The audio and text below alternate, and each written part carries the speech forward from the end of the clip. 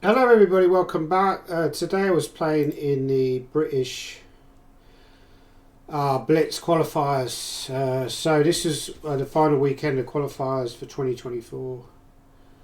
They'd already had a South East qualifier, which is London qualifier. There's London qualifier, sorry. I think this is South East qualifier. There's Midlands qualifier they've had already.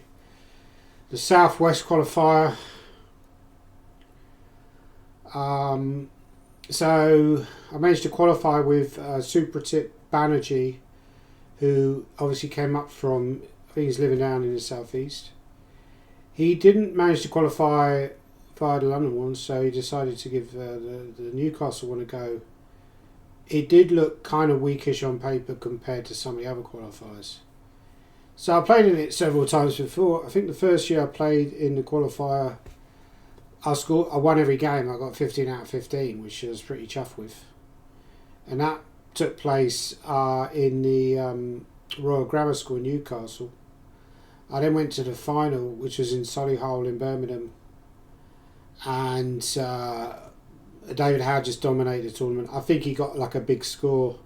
Just outclassed everyone, like 14 out of 15 or something, 14 and a half. I don't think he won every game, but I think he pretty much just destroyed everyone. It was very impressive. So that is a level above. Then the year after that, I think Justin Tan won it. Amit Ghazi was second and I was third. I beat Justin Tan, but he outscored me. I lost to Andrew Burnett. I lost to David Hayden. Then obviously I had a break for COVID. And then it was basically after that, I played a few years ago in Warwick and John Spielman won it. I was in contention. I was the top seed actually going into the tournament, but I lost in the first round to Freddie Gordon. He nearly lost on time, but he then outplayed me later on. I blundered a night fork. Lost that game. Started badly. I lost to Jonah Willow early on. Lost to Hebden. Obviously good players. So it started very poorly. Should have beaten Gassanov later on in the tournament, but he was obviously in contention to win. I wasn't really in contention by that point. Didn't do very well. Finished fifth, but I had a good finish that tournament. I finished fifth. Then last year I was so every other year I'd qualified really comfortably for a North East qualifier. I had a big shock last year because Keith Arkle told me he was playing in the qualifier. And I was like, before then I thought I'm already through. So mentally I'm thinking I'm already through. It's just me and Sarakowskis. Keith played. Suddenly there were three good players. So I drew with Keith and I lost to Sarakowskis. I then finished level with them on points. But because they had a better head-to-head, they finished ahead of me on tiebreak. Those two qualified. I did not qualify. I don't think either of them did that well in the final, which kind of bugged me a little bit because I thought, they cost me a place in the final. But at the end of the day, ultimately I wasn't good enough, so it doesn't really matter. Gastonov deservedly won the final. So this year, Sarakowskis was down to play. He played a Northwest qualifier, but he didn't show up. First round, my opponent didn't turn up, which kind of annoyed me a little bit because I wanted to warm up. I was white in the first round. There were a few people who didn't turn up first round. My opponent in the first round did eventually turn up. He's obviously a decent player. No guarantee I would have won, of course. But then I started reasonably well, and obviously in the fourth round I played Super Tip Banerjee, who came all the way up. And he's a phenomenal talent, as we'll see. I mean, the thing is this new generation is scary good. They come out of COVID. They started playing chess in COVID. And they're really good. They're basically... You got Bodhana, who's amazingly good. You got Supratit, who's amazingly good. Lewis Cheng, who's Scotland. And you've also got Ethan Pang, of course, who is getting a lot of headlines. He's just beat 3 GMs in a row, which is scary.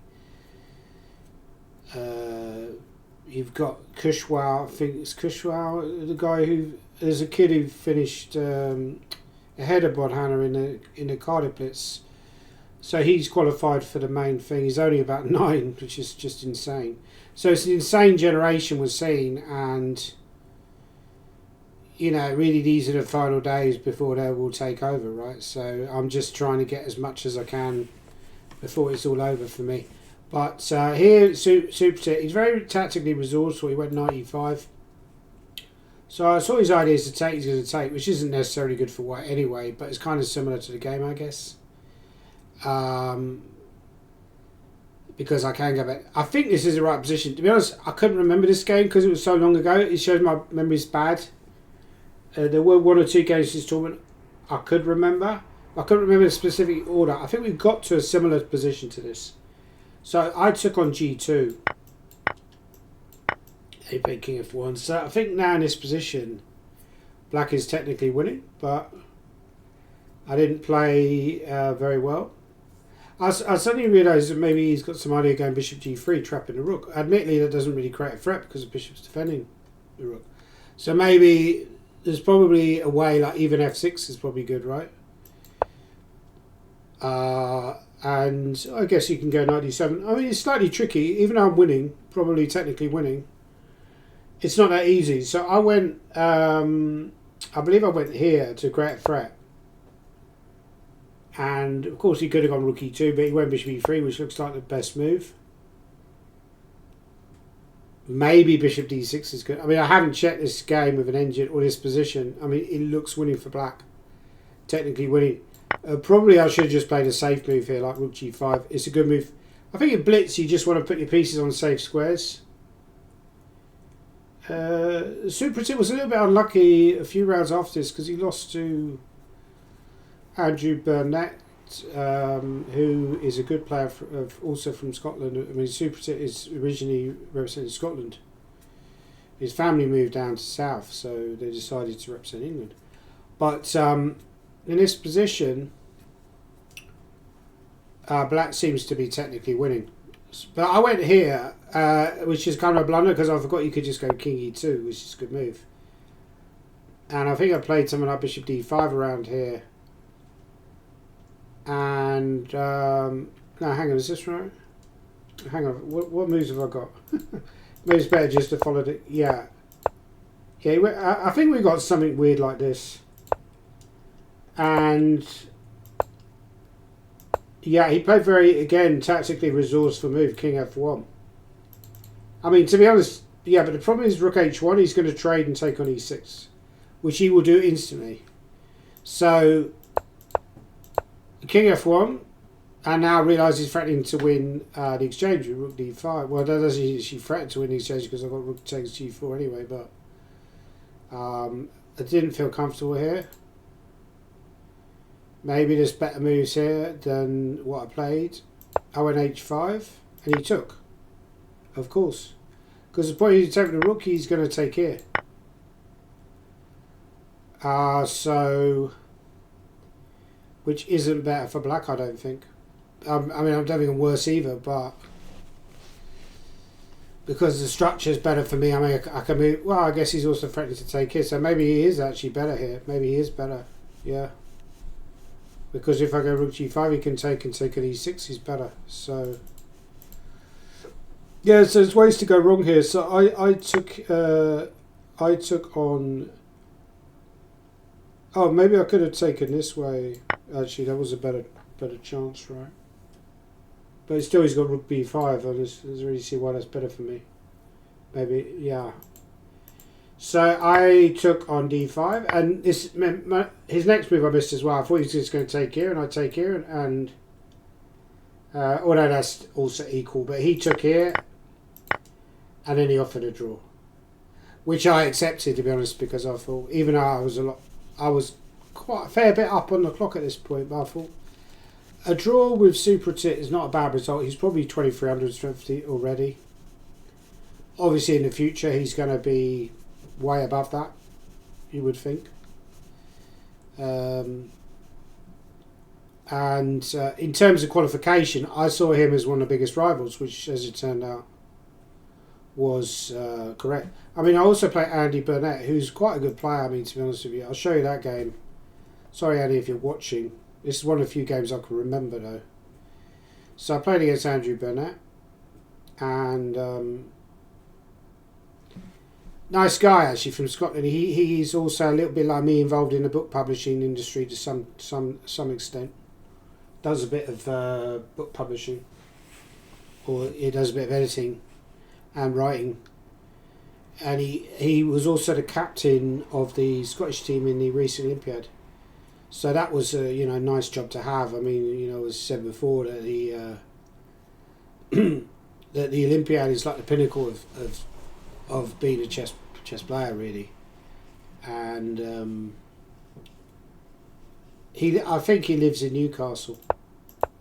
So I was most of the time when I did this, I played this boring solid setup because I didn't want to take any risks. I also played an interesting game against Nathan Alkerman, who's another good player. He missed a mate in 2 actually against Supertip, and the game was eventually drawn. So here I wasn't sure. I went here. I thought he might consider here actually, and I could go to f3 and allow him to take on f2, but my king doesn't look terrible. I mean, this is probably okay actually, but doesn't necessarily look better for white. c5 looks like a reasonable move. So the point is that here I wasn't sure how to assess this kind of position. Maybe I'm doing well because I just go h4 or something, but I'm not so sure because he's actually attacking my centre very quickly. And if let's say I go here again, he's instead of h4. I mean, I could go h4. I mean, this is kind of very interesting line. They take knight c6. I mean, it's very murky, I would say. I'm not sure if white is doing well here. Maybe not. Maybe I am, maybe I'm not. So knight b3 is a move, or knight f3, but he's got counterplay. A knight b3 he could play, for example, rook c8, intending knight b4. Yeah, maybe rook c8. I mean, I do have some sort of attacking ideas, but say I go queen d2, then maybe a5, intending knight b4.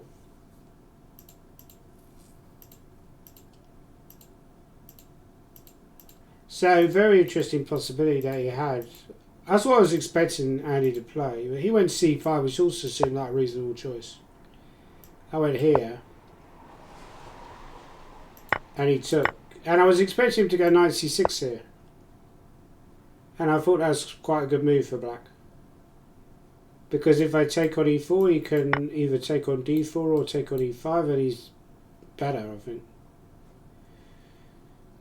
So maybe I have to go knight b3, but this didn't look very convincing for me. I thought maybe queen d5 or a5 again. A5 might be a good option. I mean, this board on e4 is a bit weak, but it could also maybe consider f5 as another possibility.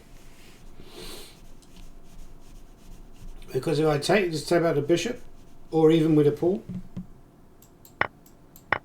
and then you're ready to f5, and you're probably doing quite well. So I think at this point black was at least equal, but Andy went f6, which I was quite happy to see, mainly because it weakens the king. So I think that was a slight mistake if I was annotating this game. Now objectively, knight c6 was actually quite a good alternative. Just hit the pawn probably, rather than taking with a bishop. So I think actually here black is doing reasonably well again, like if he just does this. Admittedly, I could just take here and it's probably equal. Maybe I'm slightly better because the knight is going to come to g5. So he decided to grab the pawn, and I went queen check again as alternatives, but queen c2 was also possible.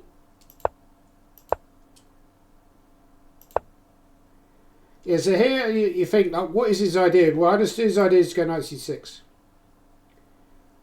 So that's why I went, okay, yeah, try and think, stop the video or something, try and think, what did I play here? I don't know if it's a good move, I don't know if it's the best move, but I was mainly focusing Okay, if you've unpaused the video, I was mainly focusing on rook moves. Either rook d1, maybe rook d1 is actually quite good here because you're simply threatening knight e4 and not so easy for black actually. So probably rook d1, I think white's a lot better because even though he's a pawn up, his whole position looks like it's creaking a little bit.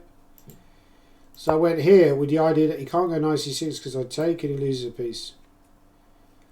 So had he went king h8, I went rook here. Now I thought I'm very, very happy. I'm threatening knight e4. His king looks open. My king is super safe. Ideas taking here never work. Queen h4 I can always neutralise with g3 or knight f1. So had he went knight e7, I took, and I took here, and he took. And I was considering stuff with rook b1 and bishop d4. Bishop d4 he could take queen f6. He's fine.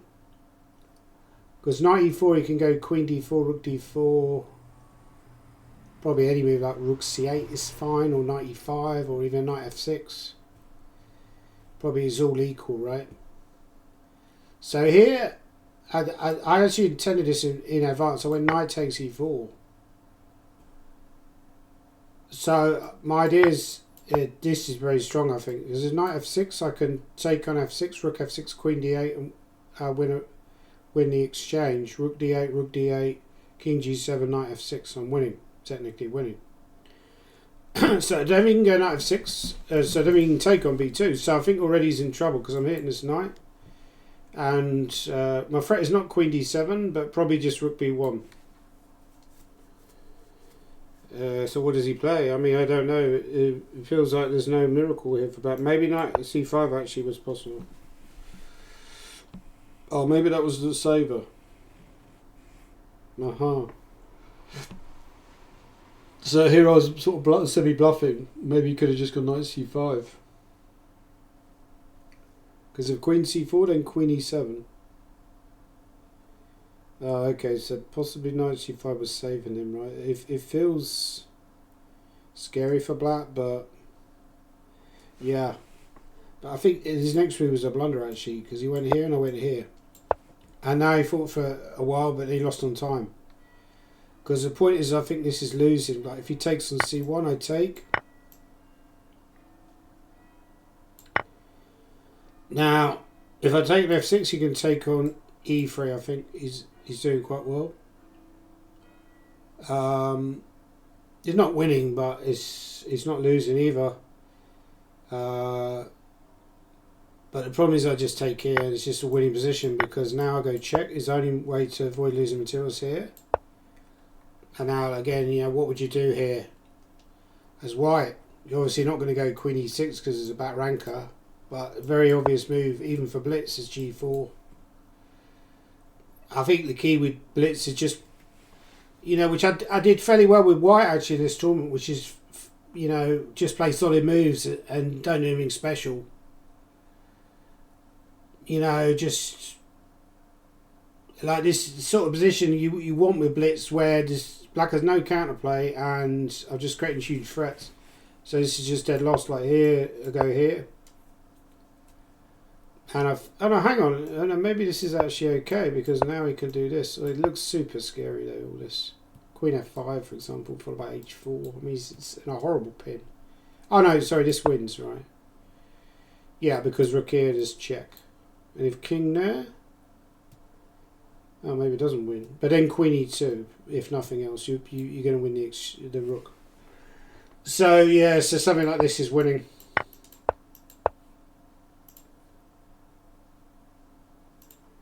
So if I go, okay, let me delete from here.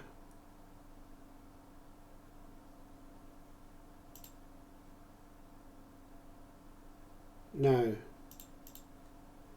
How do I delete remaining moves? And maybe I delete here.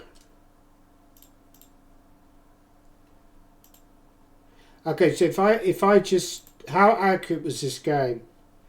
My guess it was fairly accurate, like 97% was white, because it's just a simple, boring position, and I would say I was high 90s without bragging, and Andy was probably high 80s in terms of accuracy. Maybe 86% for him and 95% for me. It's just a guess. 95% for me and 86% for Andy. Not far off 94%, which is not bad for a Blitz game. And Andy was 86. By the way, I had to, like I say, record these games from memory. These games were not recorded, so it's all just purely from memory. But my inaccuracy was... What was my inaccuracy? Oh, Bishop E2 was inaccuracy, so I only made one inaccuracy. I should go Queen C2, so that was a slight mistake in the opening. It was said like E3 was possibly better for black. No, not E3, because you can even take with the F ball. This is also slightly better for me. You even go Bishop F3 and just allow him to win this rook because you can get it back. Or like something like this is just... if he takes and goes C6, you just have so... Like your compensation is just ridiculous. Like Queen G... It's so easy to play like Queen G4 and H4 and castles queenside. So he probably will have to give back the exchange. Yeah, interesting, yeah. Okay, I thought C5 was a good move, and yeah, I was expecting 96. Yeah, I thought black was doing well. I thought that was a mistake. F6 was a mistake. It turned out after that I played fairly accurately, probably. So I said 95. That was the best move, but not equalising. Okay. So the last round I played against Malcolm Armstrong, who's one of these experienced Northeast guys. So I got the wrong rating for him. He's actually... I should have put 19 for... He's not 136. He's 1936 FIDE. Okay, let's have a look at the game, because this game was a bit shaky. It's sometimes tough. You know, Laura made an announcement at the end, before the rounds. She started congratulating me and Supratit for the, for qualifying, and said, "Oh, congratulations," which is nice of her, very nice. Congratulations, Danny, winning the tournament and all this kind of. Congratulations to women's qualifiers. Congratulations to Nakara Hussain, who won the rating prize. But I was a little bit superstitious, because, you know, you don't really want to, like, you know, because it can make you lose your focus. You've already won the tournament, so you've already, like, you're too relaxed almost. And you still got to focus. If I'd have lost this game, I would have, yeah, or even drawn it, I would have probably lost a load of rating. I probably broke even on FIDE. Maybe even made a slight gain on FIDE, and probably made a fairly comfortable gain on ECF. Because obviously, I'm by far the highest rated player, so I'm expected to win almost all of the games. But it's not that easy, as we'll see in this game as well. Like, so I went A4, because I thought one of his ideas is to take and go B5, so I shut that down. But sorry, I got the wrong position. He actually went A5, so I've got the wrong game. Queen E2. And then he went here. And, sorry, it went like this. I'm pretty sure this is correct now. C5. Yeah, because I'm pretty sure he went A5 at some point. Now he took with a knight. He took with a bishop. And this is where I went Queen H5.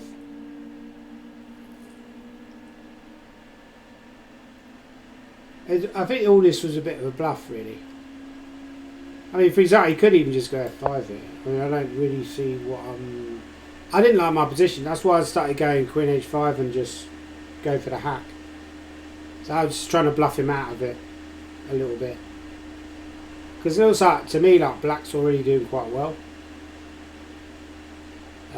For example, if I take here, he takes the queen, he's threatening to maybe take on d4 as a strategic threat, bring the queen into b4. His king's very safe. So maybe that was a missed opportunity for Malcolm. Maybe he would have won the game if he'd gone f5, but he went g6. So I did all this. Sorry, he actually took with the F pawn. I should apologise.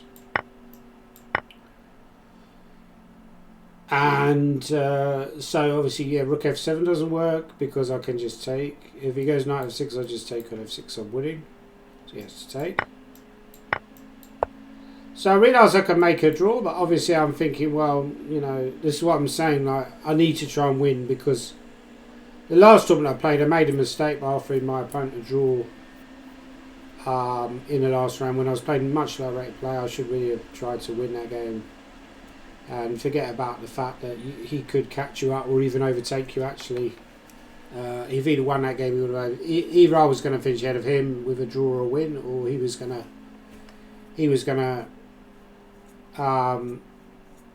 potentially overtake me if he won. But the thing is, in this situation, I know I've already won the tournament, which is a nice situation to be in, of course. But at the same time, I don't want to draw this game because I'm going to lose rating. So I went e4, which was one of my ideas originally. Now, black does have a few choices here, it must be said. There's not just a move he played in the game. For example, maybe he could think about taking on e4 was one option. I'll be honest, I think this is a bit of a bluff by me. I don't think this was enough. Certainly not to have a winning position, but in a practical sense it's quite dangerous. Potentially queen e8 was also maybe a move. Queen e8, queen h6, king g8, but then take on d5. I've already got lots of pawns with a piece and quite a strong attack, so it's probably not a good line for black. So either bishop e4, but bishop e4 I could also go. Bishop e4 is the idea, queen e4, bishop g5. And if fg5, you can just take on g5 with a queen. For bishop e4, I do have queen h6, king g8, queen e6. Rook f7, queen e4, bishop g5, fg5. That's slightly different because now he can't take on g5 because I'll take on at h8.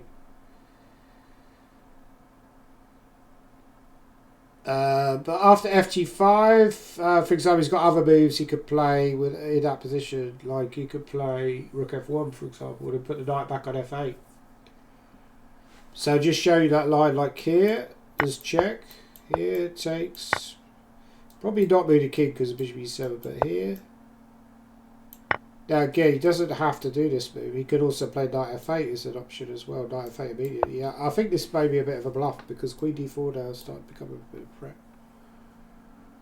So objectively a bit of a bluff by me, right? I mean, he could also take here and then take, and then, sorry, not that move, obviously. Take here. There's maybe one line to solve your problems, knight f8 now. I'm not sure if he's winning, but yeah, maybe objectively it's just unclear. I mean, I've probably got enough for the piece, but I'm not winning. Maybe take on. Maybe actually the computer would like white here because I've still got a lot of attack. Yeah, so a very tricky position, especially for Blitz. I wouldn't envy his position here. He took here, which is the other move. So this is one of my other ideas behind e4. I brought the rook in. But I thought if I take on g5, it gives him time. Now, I don't know if this is good for him or not, but you know, some move like knight f8, maybe he's doing okay. Admittedly, I can already make a draw, I guess, with check. Queen f7, but yeah, tricky position. I mean, again, I haven't analysed this game, but can I promote these variations, right? So when I go a5, how do you get rid of this?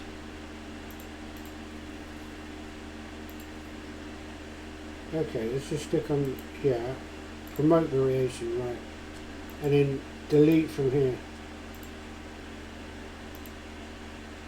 So this is the main line, right? And G6, we promote the variation.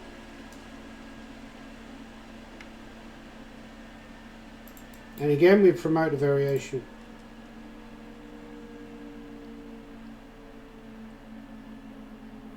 So what actually happened after e4? He didn't take on e4, he took on g5. So again, that's promote the variation. I went rook a3 and he went queen f6. I went check, he went bishop here. Now, for some reason, I didn't go queen g4, which is probably quite a good move. Oh, but then he goes rook f7, right? Or queen d4 first and then rook f7. No, probably not. Probably rook f7, yeah. So I went check, and then I took. And I thought I'm doing well here because if he takes on e4, I have rook g4 and I win the queen. Admittedly, he can go queen g7, go out the queen, but I don't think that's good for black. His king's very drafty. Objectively not good. So he, I believe actually he took on d4 and went rook f7. I took here and he didn't have much time left now. So queen d5 was losing. Maybe e d5 was an option. But he went here and then I took here. So let's promote this again. And then Malcolm lost on time. So that was a fortunate game. But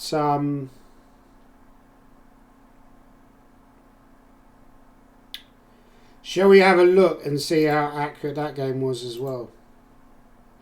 Interesting sacrifice. But I think f5 was better for him. Probably not a very accurate game by me. Yeah, a poor game in the final round, 88%. He played at 77% accuracy. It didn't like my 95 move. That was a mistake. I should just build up. E4 actually was good. And he should take on E5, of course. And he's doing well. This is kind of a bit of a blunderfest, unfortunately. And I realised lines like this are just insipid and I got nothing, so I went all in. And yeah, he should go F5 and he's just got no problems whatsoever. And I'm probably struggling a little bit. So yeah, so bishop e4 was a line. Oh, because check, you go bishop h7, of course. Yeah, so you have to take here. Yeah, so that would have been embarrassing if I went on queen h7, queen h6. I think I saw that in the game and assumed here he's got to go here because your natural reaction. Well, when I go here before he had to go to king g8, you forget about it. Now he's only got bishop h7. So if you take, he takes. Yeah, and I think he's doing well. So that's also a losing move actually.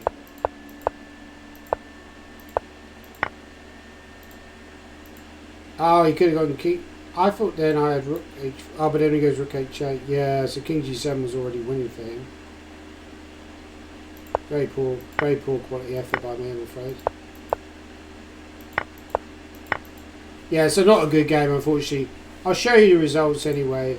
So final standings after 15 rounds. You got Super Tit, who's obviously a super talent. So the name is a good name. It's a good name.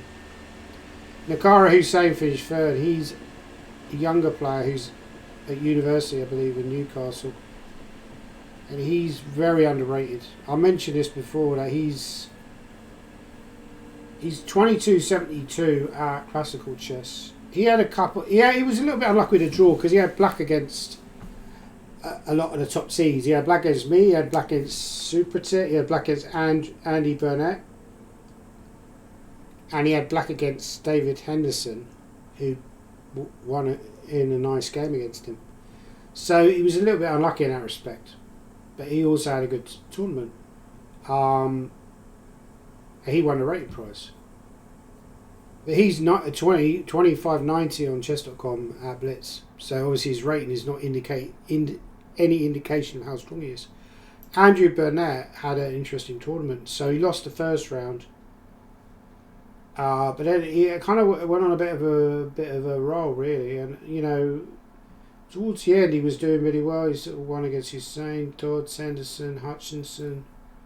Last rounds he collapsed. I think he said he blundered against. She was one of the female qualifiers. Yeah, her boyfriend was playing the event as well, Jude Ranga, who's also quite a good player. Let's have a look at some of the other qualifiers.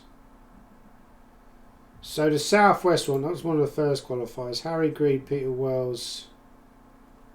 was playing. I believe the qualifiers were Taron Cannamaralia and Matthew Wadsworth, who again underrated because his classical FIDE is 24, 90 or 2480, but he's only 2250. So again, the ratings are stupid.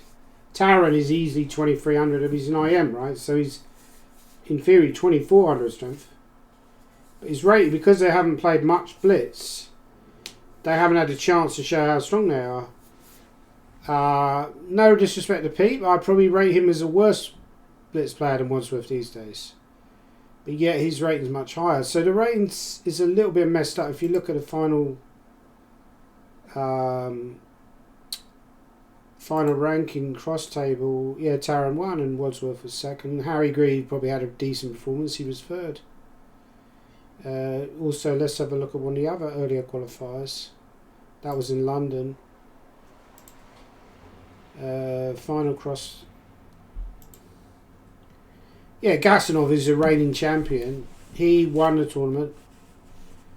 Shreyas Royal was leading for a long time. So Shreyas, maybe he's got a little bit of a stamina issue with these longer events because he's younger.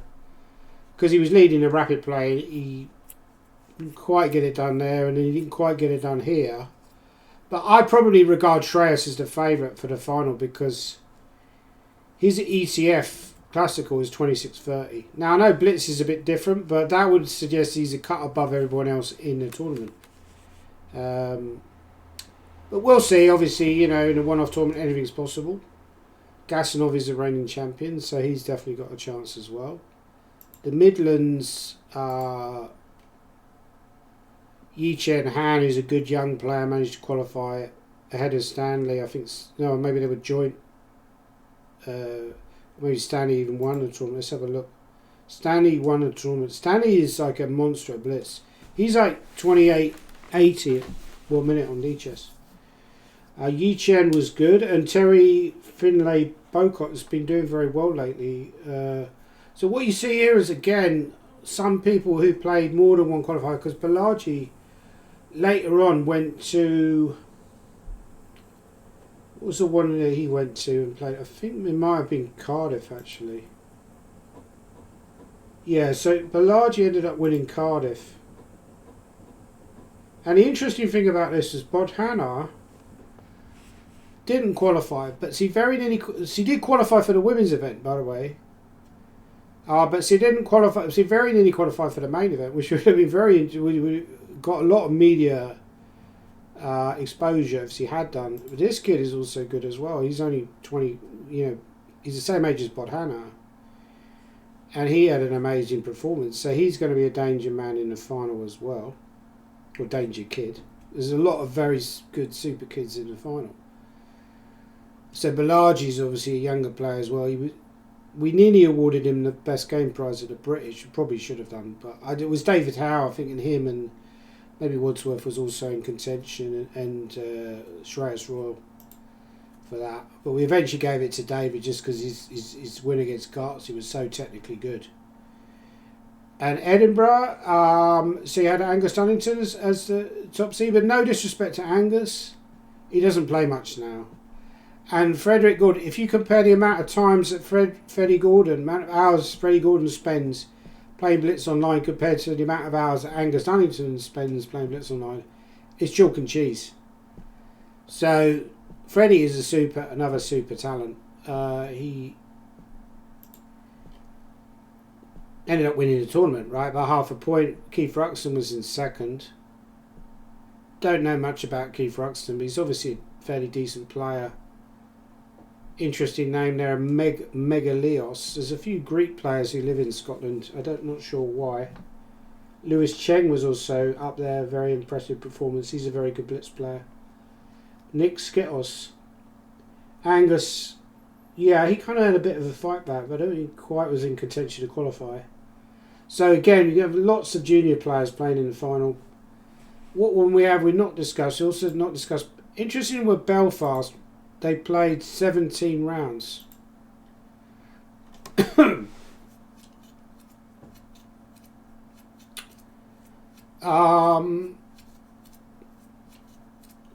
Yeah, Belfast was 17 rounds. I don't quite understand. If someone could explain to me why that was 17 rounds, all the other tournaments were 15 rounds. This guy had a good performance. Camille Marks. How did Ben McElroy get on? Because I'm always interested in McElroy because a golfer, right? He didn't have a great performance. He's quite a young player, so about 14. And then obviously, the one I haven't mentioned so far is the Northwest one. So Keith Arkle, he failed to qualify for the Southwest one, but he decided to play in the. I think he was also doing a similar. I think this was in Bolton. Yang Fan is making a comeback. Managed to finish third, but I think Keith is decided he's going to play. Jacob Boswell in the final. That is, sorry. Jacob Boswell finished second, so he'll also be there. So it's in the Bolton Arena Sports Village. I believe it's probably in some kind of... Bolton Arena would be the football stadium for Bolton, right? But you can play... There's probably like a side room or something like that. I've never been there. So that's the qualifier. I do believe, without blowing my own trumpet too much, I had the best rated performance of any of the qualifiers, but only by a little bit. Also the best score out of anyone who got 15 rounds, but my qualifier was a weaker qualifier than the one in London. I'd say the strongest qualifiers is the one in London. The one in the Southwest was also very strong. So they were possibly the Northwest one as well. And obviously the Midlands is always fairly strong. So part of the skill, I think, in qualifying is actually picking the right qualifier. Belfast is the weakest one on paper, but that's a big effort to get there. So people aren't going to take that effort.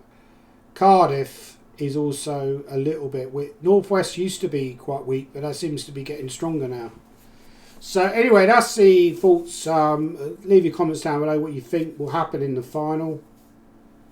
As I said, I think Shreyas Rord is probably the slight favourite. I wouldn't say he's a massive favourite because we don't know that much about him at Blitz. But I'd say he's definitely got some kind of favourite tag. I think I'm one of the favourites. I think after Shreyas there's probably a few that are about the same, right? Myself, Gasanov, Keith, Matthew Wadsworth, Stanley, Banerjee. I mean, we're probably all about the same. But, you know, I mean, on FIDE ratings I would be the favourite actually, in terms of I'd probably have the highest FIDE rated Blitz. But as I explained before, a lot of the reason why people have a lower FIDE is because they haven't played. Anyway, I won 3 tournaments in a row, which I'm quite happy about. One thing I would say though, all the tournaments I've won this year, I've won 5 tournaments. They've all been where I've been the top seed. So even the British Rapid Play, I was the top seed on paper in terms of FIDE anyway. Okay, again, you can make the argument that Shreyas is a stronger player than me now in terms of overall. Definitely, but yeah. So it shows really with chess that it's more about that you are. There's less luck involved. It's more about the skill. You know, in poker, you could win a tournament where there's Phil Hellmuth playing or whoever. You know, Phil Ivey, Daniel Negreanu. You could win those tournaments. But in chess, if you're an 1800 player playing against a GM over 15 rounds, it's very unlikely you're going to outscore them. Unless you're like a massively underrated junior or something like that. It's just not going to happen. So it's generally about skill. You know, the 4 tournaments, I played 9 tournaments over the board this year. If you don't count, I wouldn't count Hastings because it started last year.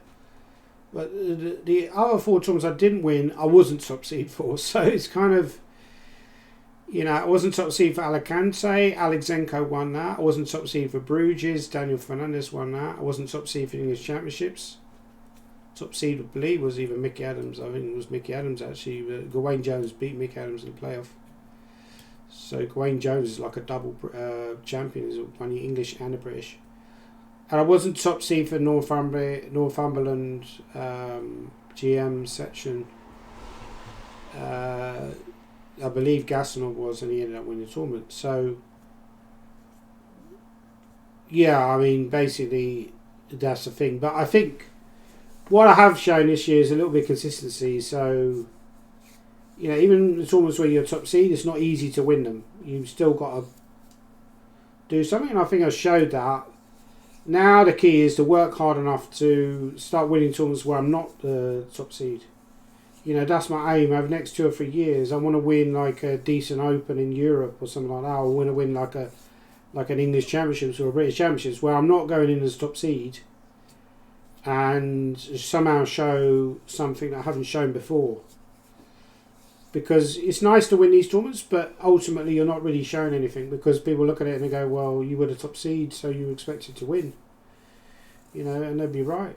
So, yeah. Anyway, so those are my thoughts. Have you got any games that you want to send me that you played in the qualifiers? Please send me a game if you can remember any of the games.